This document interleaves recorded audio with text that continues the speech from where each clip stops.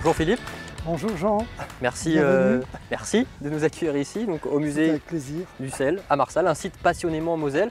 Bon, alors avant de rentrer dans le musée, qu'est-ce qu'on va y retrouver? Donnez-nous un avant-goût du musée.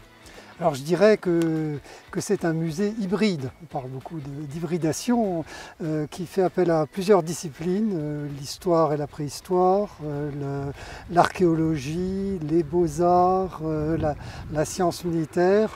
C'est également un musée de société qui est donc susceptible d'accueillir et d'intéresser un panel très large de visiteurs avec des intérêts variés et différents.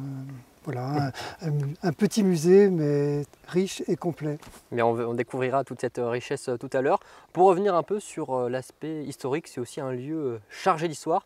C'est l'une des deux portes fortifiées. Alors c'est en effet l'une des deux portes fortifiées.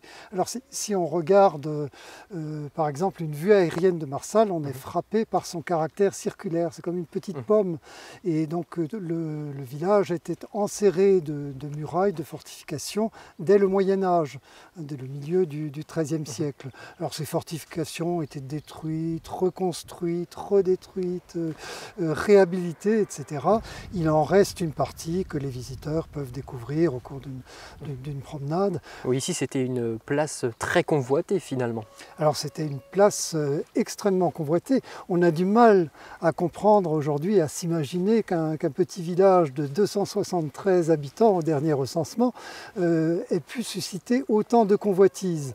Alors entre le royaume de France, le duché de Lorraine qui était un État indépendant et l'évêché de Metz qui lui-même avait un pouvoir territorial et donc avait installé sa capitale pas loin d'ici, à Vic-sur-Seille. Il reste d'ailleurs le château des évêques de Metz.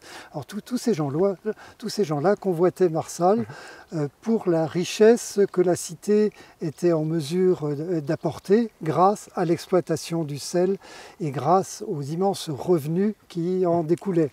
Justement, le sel, on y vient. Le musée, quand a-t-il été créé? Alors, ce musée, je dirais que c'est un alerte quinquagénaire qui se porte très bien. Il a été créé en 1973, donc l'année prochaine, on fêtera le 50e anniversaire de ce musée qui a été inauguré à l'époque par une figure, un homme d'État de l'époque, Pierre Messmer, Premier ministre et figure mosellane bien connue.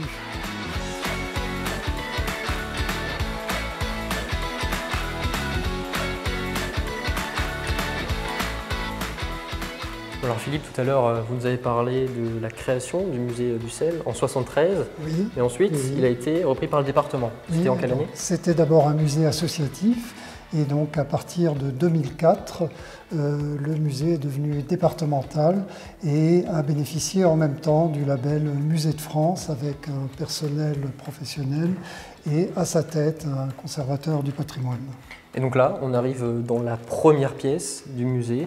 Qu'est-ce qu'elle représente? De quoi parle-t-elle? C'est la première grande salle du musée consacrée à l'archéologie du sel, qui est une dimension extrêmement importante et qui a commencé dès le deuxième âge du fer, donc à partir grosso modo, du 6e siècle avant Jésus-Christ.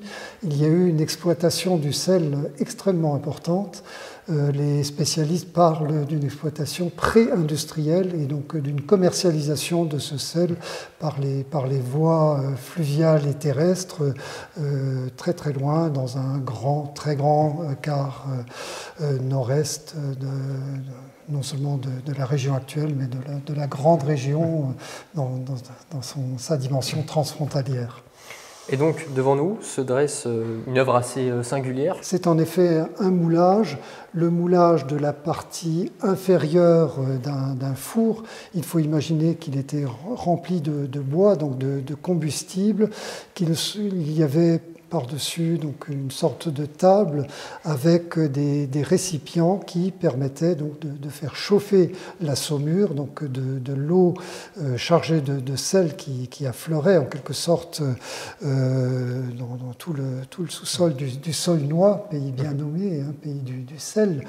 Et donc par un système de chauffe, on obtenait ainsi du sel qui était ensuite conditionné dans des petits récipients en terre cuite qui, au fur et à mesure, étaient détruits, éliminés, et ont constitué des quantités absolument phénoménales de déchets que les archéologues ont appelé le briquetage. Et c'est la raison pour laquelle on appelle ce système d'exploitation du sel le système du briquetage.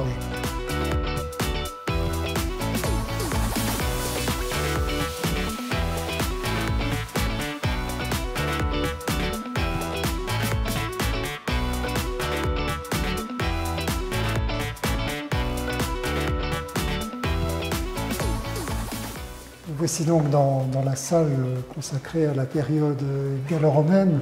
Le sel continue de jouer un rôle extrêmement important en termes économiques, financiers, en termes de pouvoir et de symbolique également.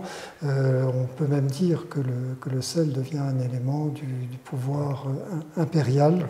Et ce n'est peut-être pas un hasard si un des objets les plus intéressants de l'histoire de Marsal et du Saulnois est constitué par cette stèle qui est dédiée à un empereur, à l'empereur Claude, et elle date de l'an 44 après Jésus-Christ.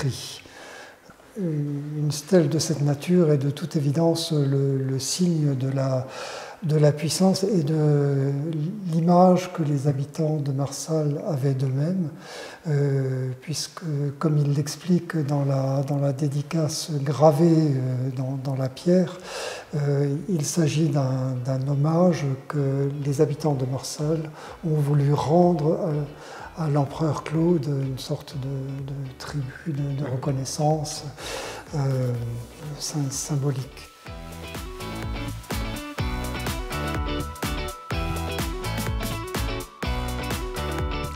Bon, alors Philippe, on en a parlé tout à l'heure. Le sel, c'était aussi beaucoup ce côté financier finalement. Oui, le sel était une source de richesse pour beaucoup de gens, et notamment pour l'Église et les différents établissements ecclésiastiques de la région et même de bien au-delà, possédaient souvent des parts dans les salines ou faisaient exploiter à leur propre compte des salines dans tout le Saulnois. De ce fait, la richesse induite par cette activité ça générait beaucoup de revenus. A généré des revenus qui ont permis une certaine effloraison, enfin un certain épanouissement artistique que l'on retrouve dans les églises, dans les monastères, etc. Et un très bel exemple de cette activité artistique est ce reliquaire qui provient de l'église Saint-Léger de Marsal, juste à côté, et qui est en calcaire blanc et qui reprend le modèle des chasses en orfèvre de la région du Rhin et de la Meuse. Donc c'est une très belle réalisation qui montre bien l'épanouissement artistique que les richesses induites par le sel avaient permis de réaliser. Alors là Philippe, on arrive sur la fin de la visite. Une dernière œuvre que vous vouliez nous montrer, la remise des clés de Marsal au roi Louis XIV. Très exactement. Donc, au XVIIe siècle, la guéguerre, si je puis dire, se déroulait entre les ducs de Lorraine et les rois de France, et plus précisément entre le duc Charles IV, dont le portrait est juste derrière moi, et le roi Soleil, qui convoitait Marsal, toujours pour les mêmes raisons stratégiques et économiques. Et un traité signé à Montmartre en 1662 prévoyait que le duc de Lorraine, Charles IV, à qui appartenait alors Marsal, devait rendre la cité à Louis XIV. Or, Charles IV, qui est une figure particulièrement comment dire, intéressante et obstinée de l'histoire lorraine, s'est fait tirer l'oreille, traîner des pieds pour remplir son devoir. Louis XIV a perdu patience et donc a mené le siège devant Marsal en 1663 et finalement donc les troupes ducales ont dû se rendre et donc on voit sur ce tableau le représentant du duc de Lorraine qui remet les clés de la cité au roi. Alors cette peinture de Van der Meulen l'un des peintres qui gravitaient à la cour de Louis XIV a été beaucoup repris sous différentes formes. Et on le voit là, on en a eu des tapisseries, il y en a eu des versions sous la forme de monnaies, de médailles, et puis même sous la forme de dessins manuscrits. Et au milieu du XIXe siècle, on trouve encore ce même motif de la remise des clés de Marsal à Louis XIV dans une très belle poterie de la manufacture de Sèvres, donc du milieu du XIXe siècle. C'est dire que ce motif était extrêmement populaire et a perduré à la fois dans le temps et dans les différents registres artistiques. Très bien, merci beaucoup Philippe Merci Orr à vous. de nous avoir fait découvrir et redécouvrir l'histoire de Marsal et ce musée, le musée du sel ici à Marsal. Je vous souhaite une excellente soirée sur Moselle TV. On se retrouve demain pour un nouveau site Passionnement Moselle. Très bonne soirée.